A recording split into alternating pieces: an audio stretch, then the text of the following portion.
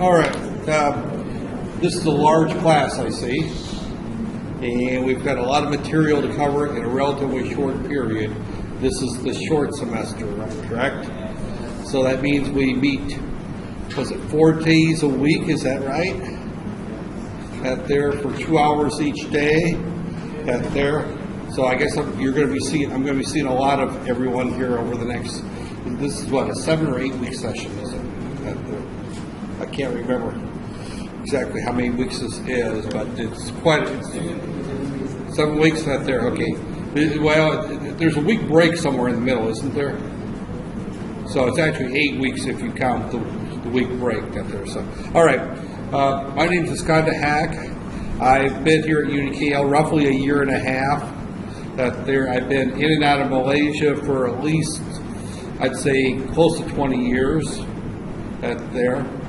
I taught in Malaysia back in the 1990s for a couple of years, and then I went back to my former job out there. I was with Purdue University in the U.S. for about, well, a little over 30 years out there. 2 of those 30 years I actually spent in Malaysia. I was on loan to, at that time it was Ito, but I guess it's now UTHM down in Batu Pahat. I was there for a year, and then I was at Uniten for a year. So, and then there. So I've since retired from my position in the U.S. and moved to Malaysia about a year and a half, actually about 2 years ago. The first 6 months I was in Malaysia, I was actually still employed in the U.S. I was working in Cyberjaya with Mike, so that there. So I enjoyed Malaysia. You'll hear me complain and make comments about various things in Malaysia. Saya tidak cakap Melayu. My Malay is not good, or tak bagus, that there. I'm getting a little bit better slowly as time, but as an undergraduate, I only received 1 C in my entire academic career, and that was in English. So myself, and the only B I ever received was in public speaking, which now I do public speaking for a living. And I have, so my public speaking skills have gotten better, but my foreign language skills is not good. And I've noticed that with most very good engineers, that if their math skills are good, their language skills are weak. And that's why there aren't any good technical textbooks, because anybody who understands technical material is probably a poor writer. So, we're going to be covering microprocessors in this class. I record most of my lectures, and I think this one's actually being recorded. Yeah, that there. And I know that my English is an American slang. That there. Some of you probably struggle with that. At least it's not a Southern American twang or a Boston or New York accent. That there. Actually, most of my family have commented that I have no accent. That there. They don't think I have an accent. By American standards, I speak pretty much accent-free. However, American English is completely different than most of you have learned British-style English, which is the English language, so it's named after the English. But the English language, if you do study some English, the original English language is more like what Americans speak, and what's now currently the British-style English is an artificial accent put on to distinguish themselves from the Americans and the other colonies. That there actually was done originally by the upper class to distinguish themselves from the lower classes. But then the lower classes picked up the same accent that there. So, if I do speak too fast, tell me. Otherwise, I'll keep getting faster and faster, and that there. I'll probably be changing the course a little bit from the previous one. So, if you look at previous versions of this class, and I know everyone has, and they've looked at previous versions of the final exam, it's going to be a little bit different this time. So, and the reason I'm going to be changing it is that in the next generation of classes, that they're probably starting next year, they're going to be doing away with the second course right there. So right now there's two courses. There's microprocessors and then microcontrollers and interfacing, and it's going to be combined into one course right there. And probably none of you are aware of it, nor should you really care because it doesn't affect you, but they're shortening the curriculum on some of these programs, and I think the B engineering program is going from about 130 hours down to about 120 hours, so they have to make 10 hours disappear, so 3 of those hours are from the digital microprocessor sequence up there. And that's an international trend. We just went through that in the U.S. The program that I taught at in the U.S. was 133 hours, and we had to bring that down to 120 hours. So it's not just UDKL doing it, it's an international trend to standardize all 4-year engineering, or all 4-year degrees programs to 15 hours a semester times 8 semesters, so that's 120 hours. This week I might be a little short in terms of my classes. I had surgery right after final exams up there, so I had a, without getting into too much detail, a belly button hernia. If anybody knows what a hernia is, that means it's a hole in the muscle wall of your abdomen, and what is happening, part of me was coming out my belly button. Not a very pretty sight, what we had there. So they had to cut my stomach open and put me back together again up there. So this is my first day back to work, actually, from the surgery. So I was on MC all last week and the previous week, recovering from surgery up there. I'm doing fine, but I'm a little up there. Plus fasting, my wife gave me a hard time for having surgery 3 days before fasting, but it's the only time I could have the surgery and not cancel classes up there. So, all right. I'm going to be using 2 different books for this class, and I will be posting PDFs of the book on they're copyrighted, so I can't put them on the Facebook page. I'll be putting them up on the e-learning site where you can download the PDFs out there.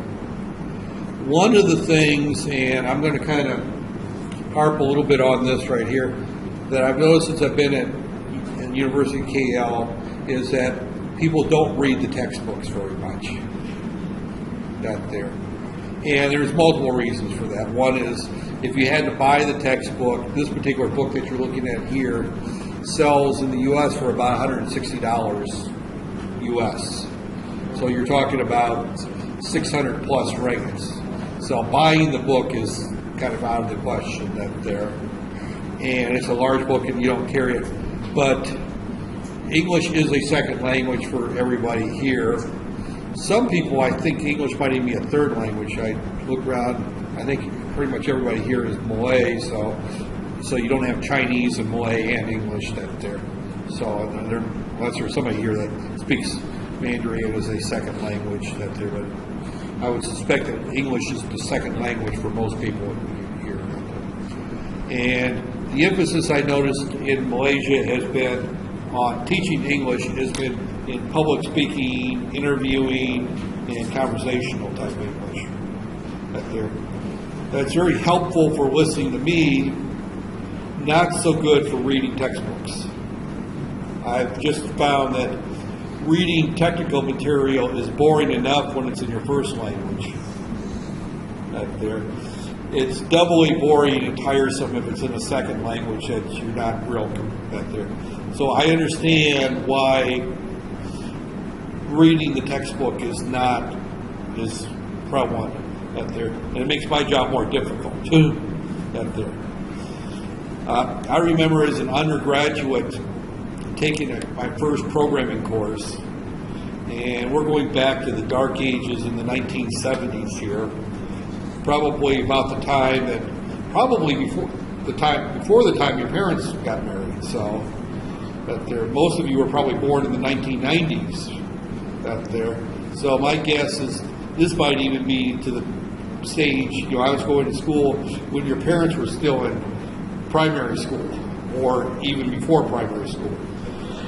I graduated from high school in 1974, so that tells you about how long ago, and I didn't go straight to college, but my first programming course was in the late 70s up there, and it was on punch cards. That tells you how old it was, and we won't be using punch cards. Fortunately, punch cards went away in the 1970s, and I haven't seen them for at least 35 years, close to 40 years since I've seen a punch card. But I remember the person I had who taught my very first programming course, it was in a language called Fortran, which it still exists, but it's not used hardly at all anymore. But it was a Saturday morning class, and it was supposed to be a 3-hour class. This was a gentleman that was getting ready to retire. He was in his mid to late 60s, and his wife just took a job in California. So he was getting ready to move to California. I lived in Indiana and he wasn't really interested in teaching anymore. He pretty much was already retired And the average class period for a 3-hour class was about 15 minutes. We would meet at 9 o'clock on a Saturday morning, and by 9:15, he was on his way to the airport, heading out to California to be with his wife and children. So he wasn't that interested in teaching, and I learned all my first programming class out of the textbook without any instruction. So we won't do that. Do you hear that? The reason I bring up programming is that a lot of what we will be doing is programming. My next hour and a half, after this class, I got introduction to programming, so that speech will be a little bit more interesting. But we're going to be looking at microprocessors, and I'm going to be talking about that there. This is not a popular class. When I came here, I don't think people avoid it quite so much because I'm fairly generous with grades. I'm guilty of grade inflation. I don't know. Has anybody ever heard the term grade inflation? Grade inflation means that you get too high of grades. Inflation means that prices go up, right? Well, grade inflation means the grades keep getting higher, so I probably need to rein that in a little bit. I think I gave probably 75% A's last semester, and I haven't been scolded yet, but I'm sure I will be at some point for being too generous on grades. I have not flunked but about 2 people since I've been here, and the 2 people I flunked did things such as not turn in the labs, not showing up to class, and really, really failed an easy final. My final exams are written in such a way that you should be getting in the 80s on a general, which is a fairly high grade, one of the reasons that they're, and I had people getting in the teens and 20s. Everybody else is getting in the 80s and 90s on the exam, a few in the 50s and 60s, and then 1 or 2 people get 15 or 20. Well, obviously they either didn't listen to anything, didn't watch any lectures, or I shouldn't say it. I'm going to try to be a little bit better and do spot attendance checking. I'm not a real good attendance checker, and that comes from my background. At my previous university, everybody sitting in the room had to reach into their own checkbook and pay for the class, and it's quite expensive. Or they borrow money for that class. So I was limited to people that actually wanted to be there, and we had very good attendance without taking attendance. Anybody that would spend, an average class was 250, 750 times 4, 3,000 ringgits for a single class. Plus another 150 ringgits for $150 or 600 ringgits. They're paying probably in the neighborhood of about 4,000 ringgits for the privilege of sitting through a semester course. If they're spending that kind of money, they want to be there because it's their money right there. Here, the situation's a little bit different. I realize that some of you are taking loans out if your grades are high enough. Some of you are funded by other scholarships and we had some of that too, and some of you, I hate to say it, I've kind of learned since I've been here, don't even want to be engineers. Sorry, it hurts to cough. I'm told to put a pillow on that there. So, but, and this is a tough place to be if you don't want to be an engineer. Because engineering is not exciting to a non-technical minded person. I love engineering. Otherwise, I wouldn't have been an engineer. I wanted to go into electronics when I went in the Air Force when I was 17 years old, 18 years old. I was told I couldn't go into electronics at that time because everybody else wanted to go into electronics. So I had to do something else for 4 years. So I spent 4 years eavesdropping on the Russians. I worked for an intelligence agency at that time. And then as soon as I got out of the military, I went to school for electrical engineering. So I enjoy it. I love engineering. I love microprocessors. If you go through my desk there, you'll find probably 7 or 8 different microprocessor development boards that I bought with my own money, just to play with them. I enjoy playing with them. They're toys to me. So when it comes to microprocessors, I find them enjoyable and fun to play with. So those of you that don't enjoy microprocessors, you might think that I've got, my mother dropped me on my head when I was quite small, and I suffered some brain damage. And my wife thinks that on occasion anyway. I know that my children think that once in a while, or if they did growing up. But regardless, I find this to be very enjoyable. So, and actually in the U.S., I'd probably say 40 to 50% of the students were the same way in our program, once they got that there. For whatever reason, microprocessors is not quite as much fun for people. And I also take in mind that microprocessors in this curriculum is a minor role. This is an electrical engineering program. And in the U.S., we don't differentiate between electrical and electronics or computer engineering. They're all in the same type of program. And when you graduate, you get a very diverse degree that has some power machinery in it, that has some power generation, and not much actually. Power machinery and power generation, transmission lines is actually not much of a curriculum in the U.S. Very few programs offer that, and it's a very unpopular program up there. So the program you're in is not a popular program, and of course economics has something to do with it. Malaysia is still a developing country. They're still building power plants, they're still running transmission lines, they're still doing a lot of building, so there's still need for power engineers up there.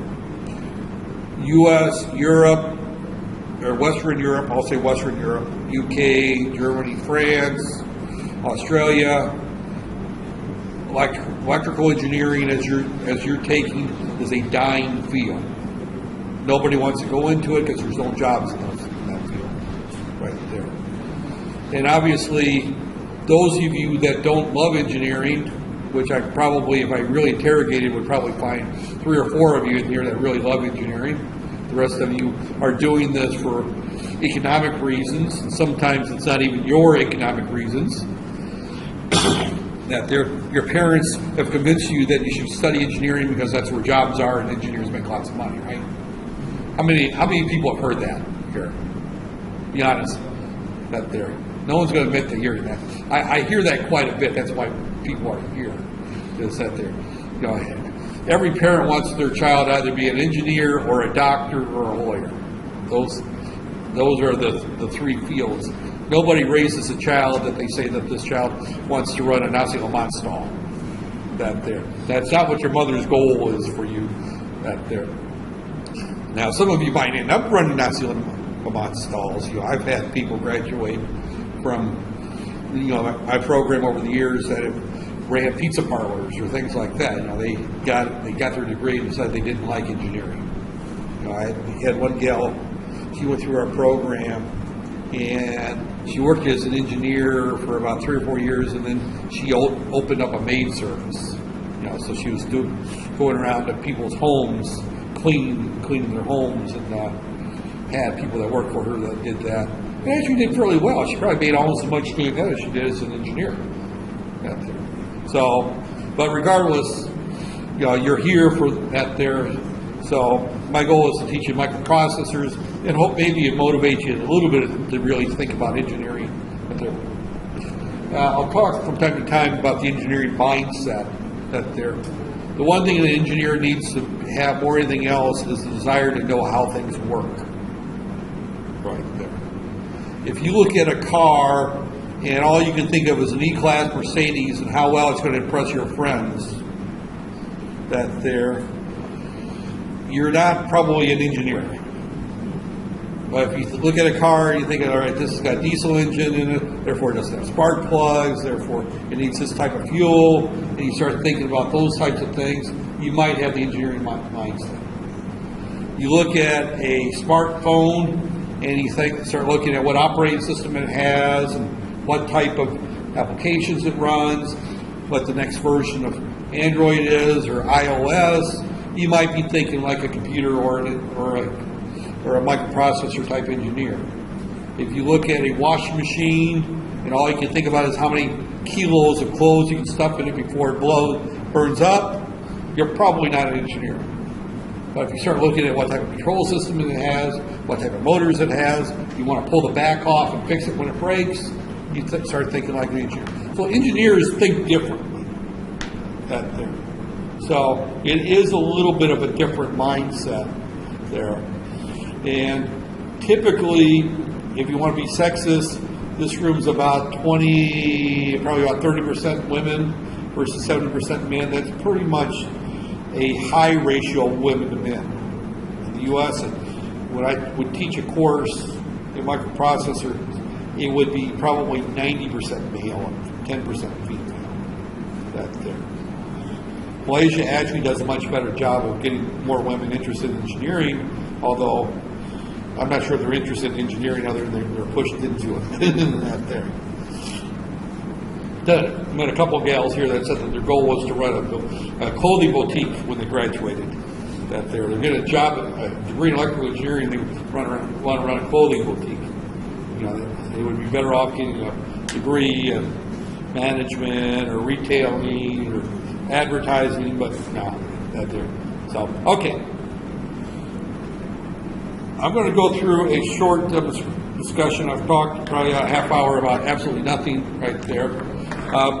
There's a Facebook group set up for this class. I guess you're going to have to probably, anybody can, once you're into the group, you'll have to, let me just pull up the Facebook group here. I've got, you know what? I can't do it because I don't think I have internet in this room. I don't have internet feed in this room. All right, I'll talk about the Facebook later. I have 2 Facebook pages there. Those of you that were in my digital class, I know you were in my digital class, weren't you? So you know how to reach me then, right?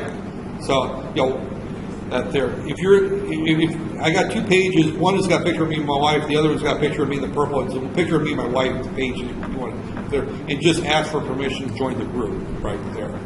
And it's the one that says short semester right there.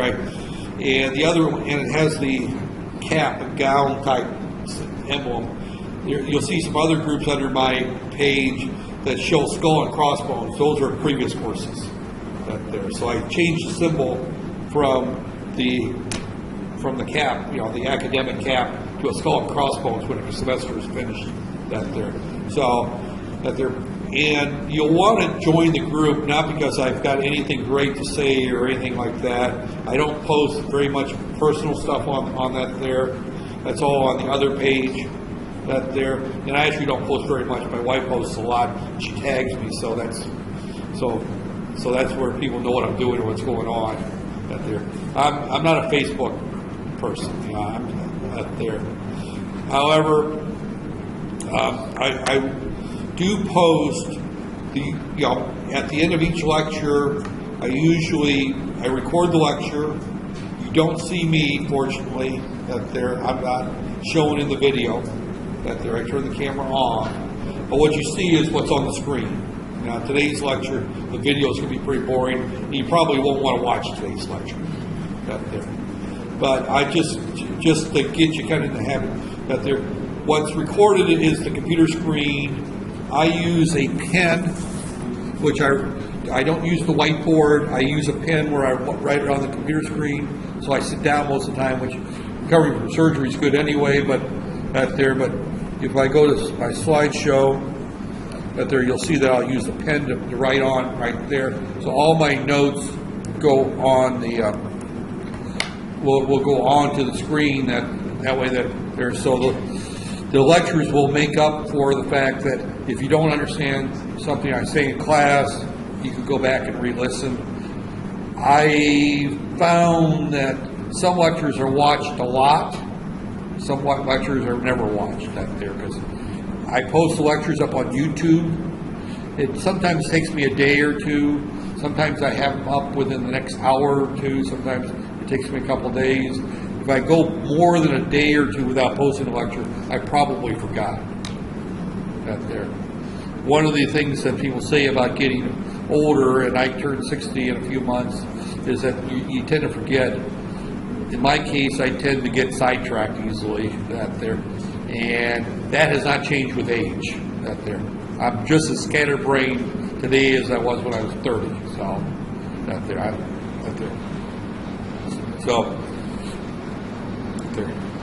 Yeah, I guess we're toward the back of the building. You can hear all the construction. All right. With that said, I'm just going to go through a short introduction of the first chapter. This book will be available probably sometime this week. This book here is an old book. I'm only going to cover the 8086, 8088 out of this book right there.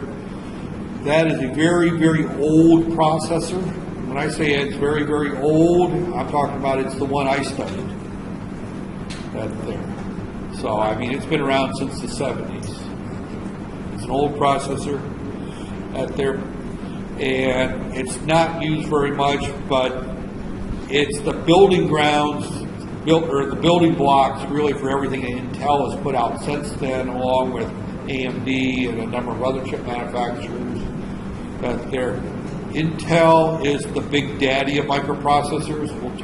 I'll talk a little bit about that here.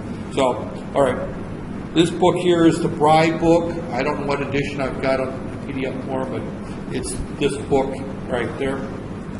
So, introduction right there, and we'll just kind of get through the first one or two of these right here, and then we'll get into a little bit more detail. There's like 100 some slides in this particular set of slides. Okay, so number one goal for this chapter is that you'll be able to use the lingo. In other words, you can talk like you know something. You may not know anything, but you can at least talk like you know something right there. And you'll have a kind of a history of computers. Somewhat worthless information, but interesting because I find it very interesting because I grew up around this. Most of this history that's going to be discussed is before you were born. But the computer history really took off in the 1970s, early 1970s when the processor came around. And that was about the time I started college. So, another reason why I'm probably more excited about that than you are is because I watched the growth of this industry.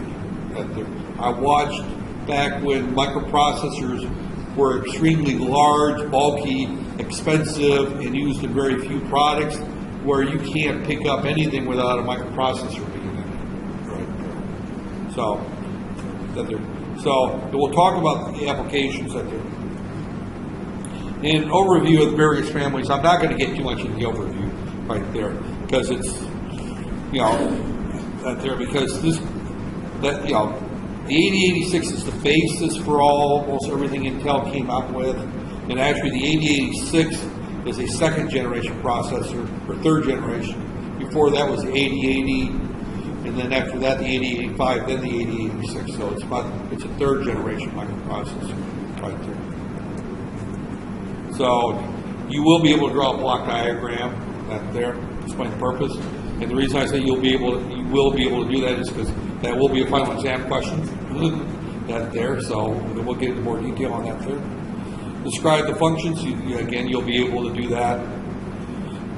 Define the contents in the memory. You'll at least be able to do some of that there.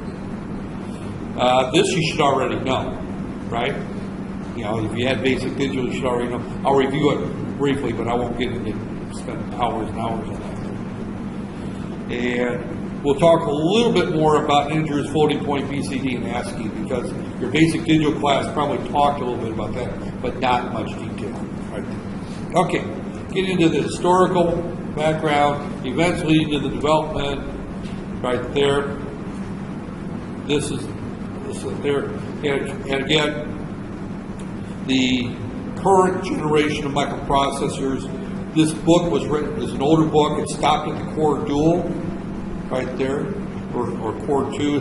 Most people call it a Core Duo, right there. And since then we've had the third, fourth generations of the i5, i3, and i7 processors. Actually, we're on the sixth generation. Skylink is the sixth generation, right there. So, but this particular book only talks about Intel microprocessors. There's other families of microprocessors, right? So, right there. And again, as I mentioned before, it's not essential. It's kind of overview, but it is interesting, and it does give you a little bit of a historical perspective on a fast-paced evolution, which basically that means that I have never, and actually it's not I have never, humanity has never seen an industry grow as fast and as rapidly and change society as much as the microprocessor. If you go back 1,400 years, 1,500 years, the time of Muhammad, it took centuries for things to change. I mean, Muhammad lived with a technology that was pretty much the same as the time that Isa was on Earth, which was 500 years prior. Things had not changed much. The telephone had not been invented. The automobile had not been invented. People used donkeys and horses to get around. People grew crops by digging in the ground by hand. They sent messages by either courier pigeon, or ravens, or by people going from place to place, right there. So, if you go back 1,500 years, 2,000 years ago, 500 years passed between Isa and Muhammad, roughly. Things didn't change much during those 500 years. Right there. You go fast forward another 1,000 years, and things have changed, but not drastically. You go to the year 1800, the automobile had not been invented, the telephone had not been invented, electricity had not been brought into the homes, plumbing is not there. Cities have developed somewhat, but things had not been changed. Probably the one thing that changed has been the printing press, right there. And the printing press changed a lot in the 1400s. And that was roughly about 800 years ago. Now it's the 1490s, we'll say 1500, so 500 years, about 600 years ago, the printing press was invented in the 1490s. And that was probably the first change out there. A lot of information changed prior to the 1400s. There, almost none of it was in Europe. The U.S. and Australia and New Zealand didn't exist yet at that time as we know them today. I mean, the land was there, but they weren't inhabited by Westerners out there. So when you look at society, you can go all the way up to 1492, which is only 600 years ago, roughly. Out there, 500 plus years ago. Out there, and not much changed. It took centuries for things to change.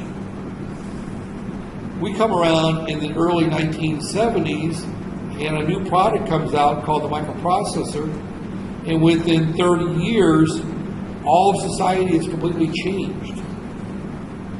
Everything has changed.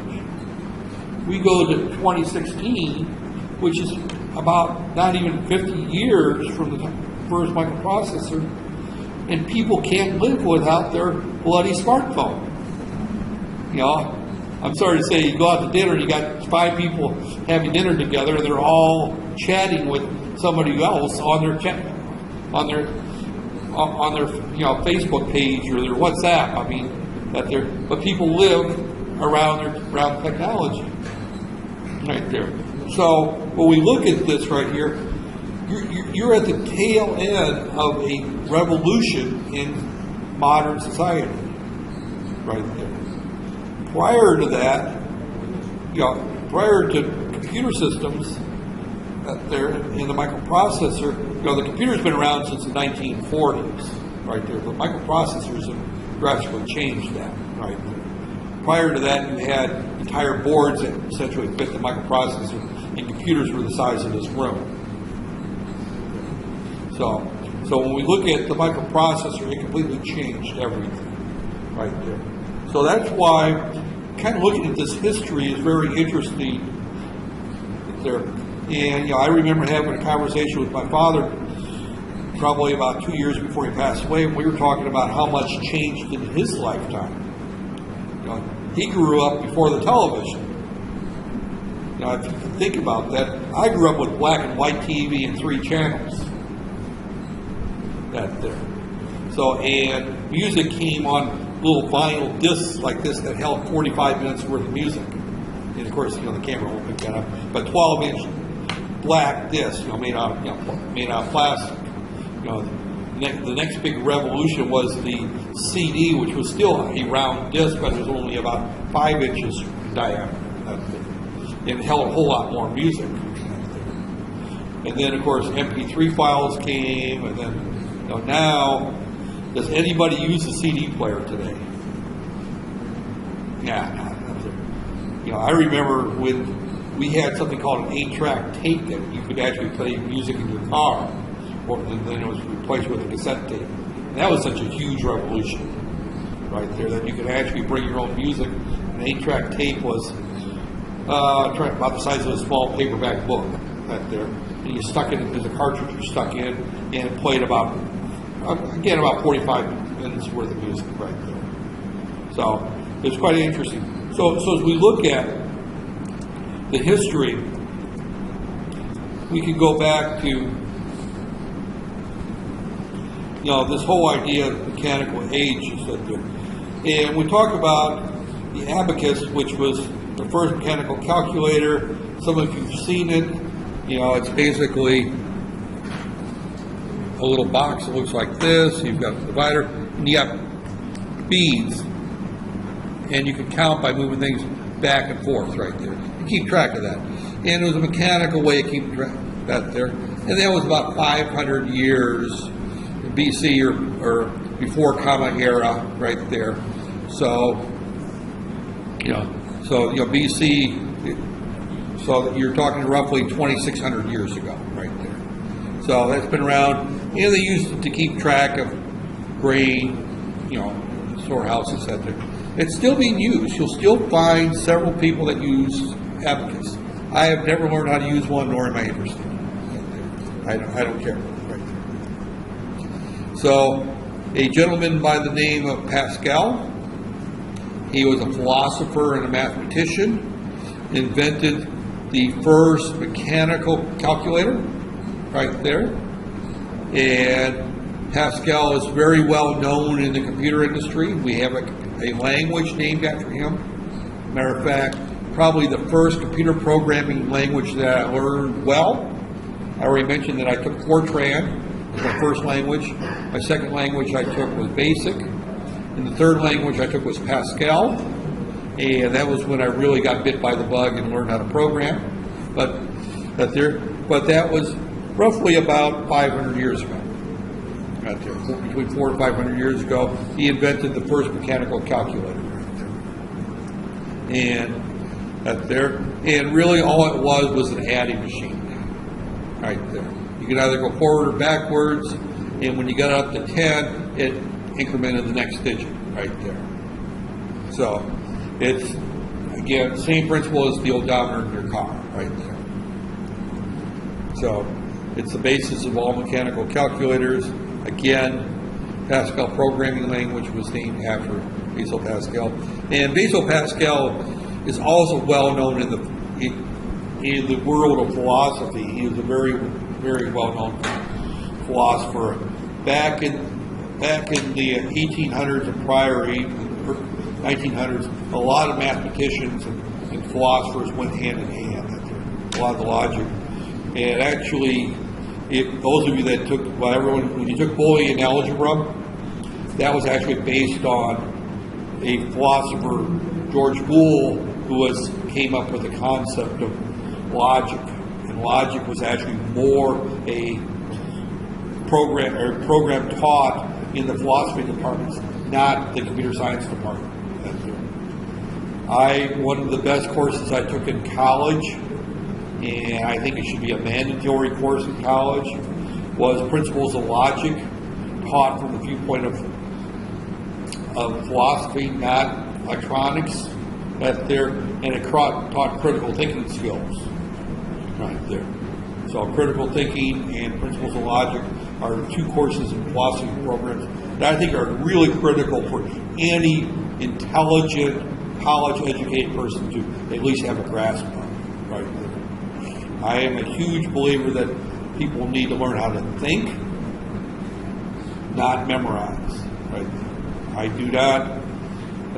I memorize very little. I've got so many other things I want to use my precious brain cells for that I'm not going to memorize things. Now, I may appear that I've got a lot of things in memory, but in reality, it's because if you understand everything underneath it, then you don't have to memorize what's right there. So, but Pascal was also a philosopher, more so than he was a computer genius. So, matter of fact, in 1642, he probably wouldn't have made any money teaching computer science. There. So, the earliest machines that we look at in terms of computers today were mechanical. Those were around since the 1800s. Those are like the old style cash registers, the adding machines, some of the tabulating machines up there. So it was a dream to be able to write a program right there.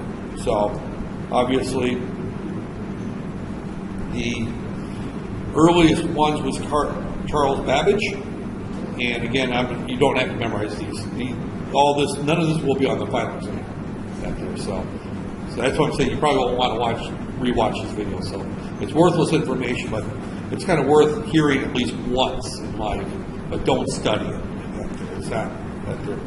So Ada Byron, which was his quote assistant and other things, we'll leave it go at that there, helped him come up with this particular idea of the mechanical adding machine or computer right there. So programming that there. One of the interesting things here is that the very first programmable calculating machine, and I'll kind of get into this, was used to generate the Navy navigational tables right there. And this kind of plays well into one of the growth of the computer industry and the microprocessor industry is that we see this word here, Navy, right there. Navy is a military organization, right? Right there. Probably the largest funder, the person who wrote the most checks to develop the microprocessor and computer and the digital electronics industry is one particular group, and that is the U.S. military. They probably funded 80% of all the microprocessor research that has been done up till recently. Now, they're not funding as much now. They're still funding quite a bit of it. But military applications, unfortunately, drove a lot of this industry. And as I said, I've been around since day one of, not day one, but close to day one of this particular growth in the industry. I spent a fair amount of that in some military applications. I worked for a company called Magnavox for a while. We built systems that tracked submarines. When I was in the Air Force, I worked with systems that located transmitters, mainly Russian or other folks. So the military background, you can't really separate the military from the microprocessor industry. That's there. Malaysia doesn't fund any research in military electronics. They buy it off the shelf. I have my wife's cousin is retired in the Air Force, and we were discussing that in great detail that Malaysia should probably fund some research into the electronics industry, but they opt to buy everything from either the U.S. or the Soviet or Russia or the French or whoever, but they don't put their. But I just kind of want to point out this tie, because this is kind of a very important tie when we look at computers, is that the first real funded application of computer technology in 1823, so we're talking almost 200 years ago, 110 years ago almost, right there. Yeah, 108 years, something like that. There, I can't subtract 1823 from 2016 at the top of my head right now. But regardless, we're talking a little over 100 years ago, or a little less than 100. Almost 200 years ago. Almost 200 years ago. But the first funded research in computer development of computer technology was for a military application. Right. It wasn't to keep track of grain and storage lockers. It wasn't to keep track of census information. It wasn't to calculate, which way the ozone is, or times for the ozone, which is actually what drove a lot of the Arab research into astronomy, was for calculating directions and time for prayers there. So that drove a lot of the math research back in the Arabic world time there. So again, then we had the steam. We went to a steam powered right there, and this was a big thing right here. It can hold 1,020 decimal numbers. That was huge for that back then. Now compare that to your iPhone 6, right? Out there. So there. Various programs that there, punch cards that there. So again, in the 50s, 60s, and I'm going to say 70s, because I used a punch card in the 70s. They were pretty much obsolete, but the university I went to, that particular campus, still had punch card machines right there. So, punch cards up there. And the punch cards actually is an interesting, one of the early programmable machines. It wasn't a computer, but it was one of the early automation machines. Used punch cards, was weaving machines for making fabric. Right there. So a number of the things that we look at in the computer world actually came from other industries, right there. At the program, that there many years, that there. So again, the analytical machine built in 1823 required 50,000 machine parts. And this was in the days before computer numerical machining type.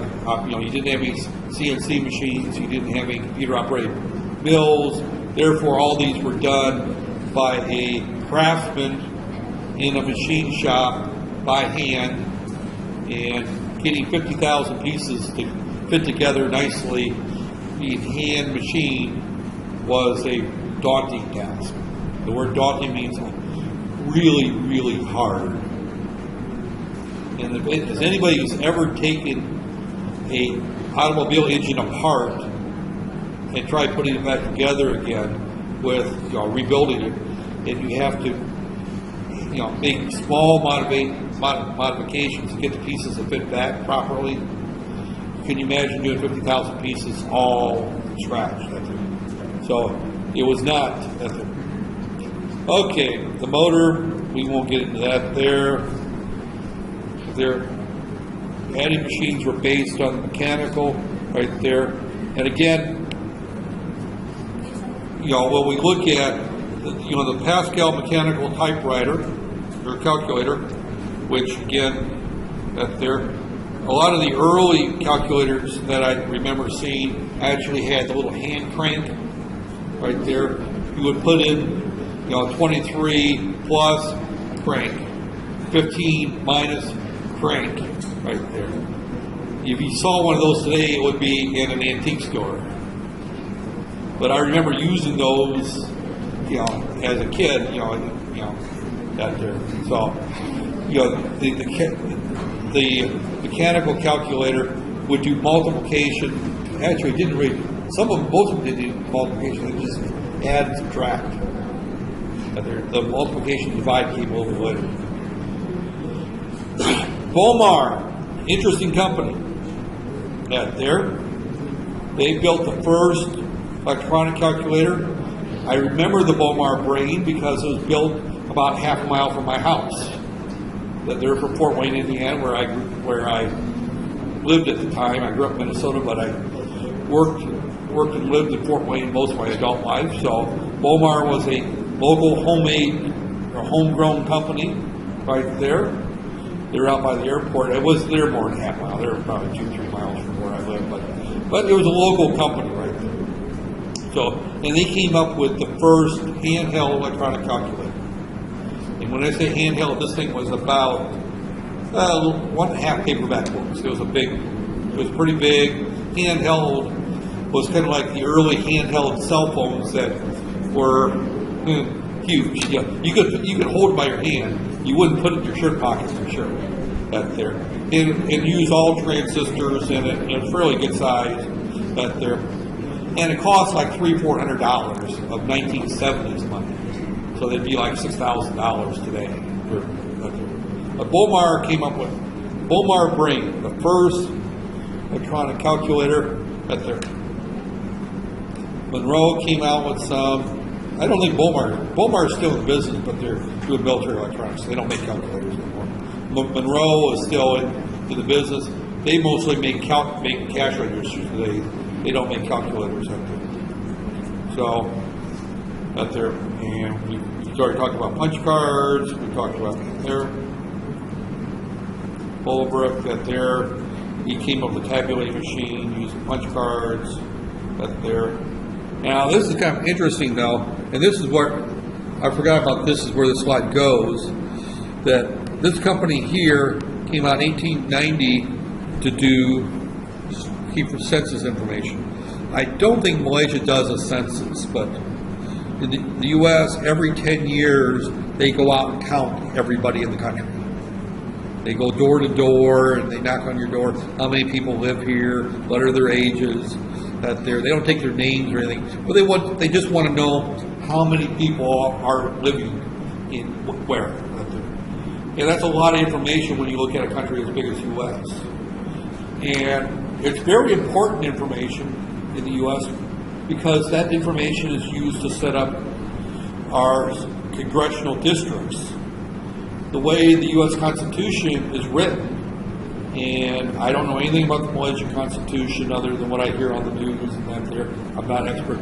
But the U.S. Constitution is written that there's a House of Representatives, which is 435 people, and they have to be divided up at least one representative for each state and based on the percentage of people in the state.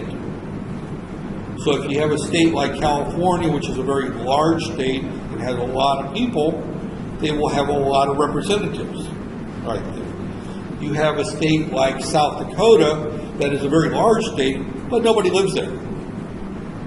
Out there. And you have never driven for hours and hours without seeing a single car or house until you've driven across North Dakota or South Dakota. That there. My wife and I, we drove from Indiana to California when we were moving here. Because my son lived in California, we were taking some stuff to his place, and we were fly here. And we drove across lovely places like Oklahoma, New Mexico, Arizona, the Panhandle of Texas, and Nevada. We went up through Nevada out there. Arizona, yeah, I think I mentioned Arizona. But regardless, some of those states, you could go miles and miles and miles and see nothing but cows. I mean, we saw a lot of cows. I was just thinking how good I could have, a really good prime rib steak, out there. But nobody lives in those areas right there. It's too hot, it's too dry, the ground is set. So those states only have like one representative. So every 10 years they have to go through and count everybody and determine how many people live in each state and where they're at in order to set up, out there. So it's a huge out there. So he started a company called Tabulating Machine Company, and his whole goal was he was going to make money just counting people and keeping track of them. And he was going to design machines to keep track, to do that. Well, eventually this company became this. Right there. Has anybody not heard of IBM? No one's going to say they haven't heard of IBM, right? International Business Machine. Right there. Right there. So IBM is actually an outgrowth of this company. Right there. So it's kind of an interesting, worthless knowledge. If you ever want to bore somebody at some party, you can tell them that. Where did IBM get its start? Completely worthless knowledge. So, our end right there, we don't care about punch cards. Right there, we don't care about. I don't even remember Zeus. Right there. Oh, yeah, I do remember Zeus now. Again, going back to our military ties. Right there.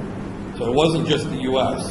and the British. The Germans came up with a computer for doing design of aircraft and missiles. Right there, for World War II. So again, we look at microprocessors that's tied back to military applications, and it's everywhere. Right there. So, and this is Zeus's computer. I do remember that now. So Conrad Zeus, right there, and that's a fairly large. It didn't do much actually. Right there. He didn't have a lot of money. Right there. So he did a lot of the early work right there. And then we get into tuning, the Turing machines. Now, he was a British individual, and his major work was in doing code breaking. Cryptology is a branch of mathematics and now computer science that means that I want to generate messages that only the intended person gets to read, and nobody else gets to do that. So there's an entire group of organizations that do nothing but break codes up there. And when I mentioned that I wanted to go into electronics and I was told I couldn't, that's the industry. That's what I went into when I was in the Air Force. So, but Turing, Alan Turing, he came up with computers called the Colossus. It was a big machine.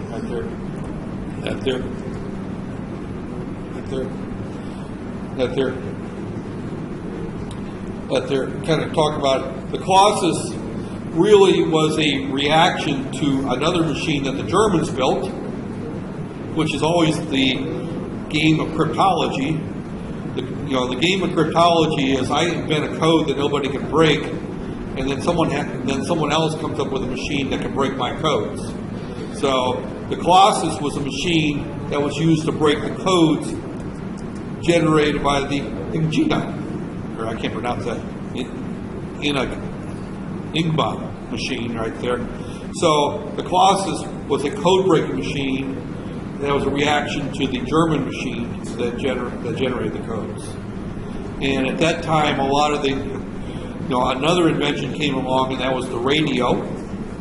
The radio meant that we could transmit information from point A to point B without sending couriers or homing pigeons or other or having wires. If we transmit a message via radio, means that the enemy can intercept that message right there, and so we would have to encode the message.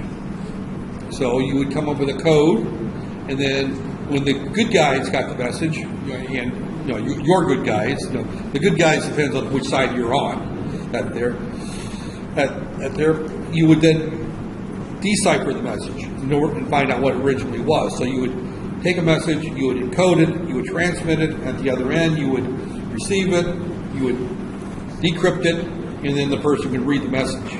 So these machines, early computers, and a lot of the research was in developing machines that would provide secure communications and break that there. One of the agencies that I was actually assigned to in the Air Force was the National Security Agency. Some of you have heard of them, NSA, right there. And I spent 4 years sitting in a big building with no windows, with a radio listening to Russians, there, and trying to break their codes, right there. That was what NSA did. So some of the codes we could break by hand, others were sent back to Fort Meade, Maryland, where the computers would try to break it, right there. So, but that was a lot of the early uses of computers for that there. NSA is still in existence. They don't intercept radio communications now. They intercept email messages and Facebook messages and WhatsApp messages. They're still in the business of intercepting anything. So assume anything you send through an email is public information. So unless you use some type of cryptology on it, it could be intercepted. So that very secretive love message you send to your boyfriend up there, assume that if somebody wanted to read it bad enough, they could read it. Now I guarantee that NSA MI6, which is the British counterpart, I don't know what the Russian counterpart used to be, KGB used to be, but all these various spy organizations were in the business of intercepting messages and trying that there. Now, a lot of the messages and emails coming out of Malaysia, for example, are probably intercepted and read. That there, but they're looking for specific types of information. That there. So I know that pretty much any email I sent out is probably going to be read. And the reason is that I'm a former U.S. citizen. Well, I'm still a U.S. citizen that had a top secret security clearance at one point, who converted Islam and is now an expatriate living in a Muslim country. I'm sorry, but the FBI and NSA are probably very interested in what types of things I do. And I know that I've been investigated thoroughly by these various groups because I have a brother that works for Homeland Security, and he hasn't told me what's in my file because he's not allowed to read it, but it's quite thick. Not that I've done anything wrong, it's just that they keep tabs. So again, we're going back to the early days of computers and why they were developed, and again, we're back to military applications right here. So the Colossus was not programmable. It did one thing and one thing well. It was a special purpose machine. A lot of what we look at in the microprocessor world are dedicated embedded systems that do one thing and do one thing well. They're very, very cheap. An example of an embedded system is a microwave oven. There's a microprocessor in that controls the display and the motor, the motor on it that turns the food, controls the Megatron that heats the food, controls when the light's on, that there sets the clock, does all that. That's a special purpose computer. And that's what the Colossus was. It was a special, it wasn't really reprogrammable. The first general purpose computer, University of Pennsylvania, I don't know that much about this one. It really wasn't a you know, when that followed that there, well, that was the ENAC. Okay, I guess I do know about that one. I didn't realize it was the University of Pennsylvania that there, the ENAC. This was one of the few university research projects that there. Again, it was funded by Department of Defense, right there. One of the interesting things here is vacuum tubes, right there. 17,000 vacuum tubes. Nobody in this room remembers vacuum tubes. I grew up in the age of vacuum tubes, right there. Every television set had about 12 to 15 vacuum tubes in the back besides that there. And every time your TV broke, quit working, one of the vacuum tubes probably failed. And what you'd have to do is you take masking tape and you write the numbers 1 through 12 and tape it on each of the vacuum tubes and then tape it on each of the sockets so you knew where to put them back. And you took all 12 vacuum tubes out, you wrapped them in paper towels and carried them in a box to the drugstore, that there, or pharmacy as you call them here. Your states we call them drugstores, that there. But you would then, they would have a tube tester and you'd put each vacuum tube in one at a time, test it. And when you found the bad vacuum tube, you bought a new one, took the box back, and put them all back in place. And your TV worked. That's how you repaired your TV. I mean, at least that's how we repaired ours, because we were poor enough we couldn't afford to pay the technician that would come with a big box of vacuum tubes and swap them in one at a time until he found the bad one. That there. But vacuum tubes were very unreliable. They didn't last very long. Is a key thing with it. So that there. The reprogramming was very interesting. You rewired it. Anytime you want to change the program, you had to rewire the computer. That took days, weeks, many people. One wire out of place and the program didn't run. Right there. You took computer programming, right? What happened if you forgot a comma? Right there. Your program didn't run, right?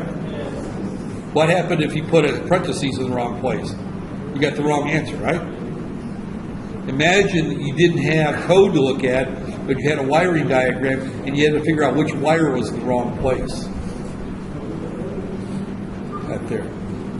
Yeah, I don't want to go back to these days. Right there. Again, I mentioned this already, the vacuum tube service was an issue. So, okay. This was probably, right here, this is probably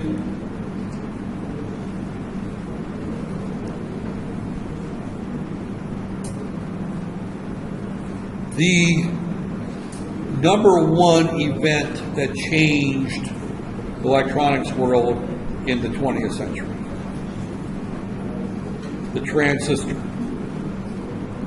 Bell Labs, and I actually interviewed for Bell Labs back in the 1980s, back there, 84 I think it was, before I started teaching. I was offered a position at Bell Labs. Probably should have, I would have made a lot more money if I would have gone to work for Bell Labs, but I wouldn't have had as much fun. Probably would have never came to Malaysia, but I mean, that was 35 years ago. Regardless, but Bell Labs invented the transistor. Bell Labs was probably the #1 privately owned research lab of its type during its day. That there. So, and Bell Labs, who also owned the telephone company in the U.S., Bell, AT&T, and Bell, that there, but they were the #1 that there. And Bell Labs was really, really huge leader in terms of communications, routing communications from one point to another. They were also huge in digitizing communications, that they're being able to sample communications, that they were very much a leader in that particular industry, and one of the non-military leaders, one of the few organizations that had as much clout or close to as much clout as the Department of Defense in terms of that. So they invented the transistor, followed about 10 years later by Texas Instruments. Now, Texas Instruments is not the Department of Defense, but most of their money came from selling chips, selling components to the Department of Defense. So I consider them part of that same group right there. But Kilby, they invented the first IC. Texas Instruments is still around. They actually have a packaging plant in Carmine AU, not far from here, out there. So, but Texas Instruments has been around for a long time, out there. And in the digital world, they were probably the number one player in terms of digital ICs, right there. If you look at any of the 74XX parts, those are all Texas Instruments part numbers, right there. So, and then again, the IC are right there, right there. And now we're to the point I'm going to stop for the day, right there. The first microprocessor was at Intel in 1971. That is the first microprocessor right there. So they've been good there. So we'll pick up tomorrow with the early microprocessor right there. Or not, yeah, tomorrow, I guess.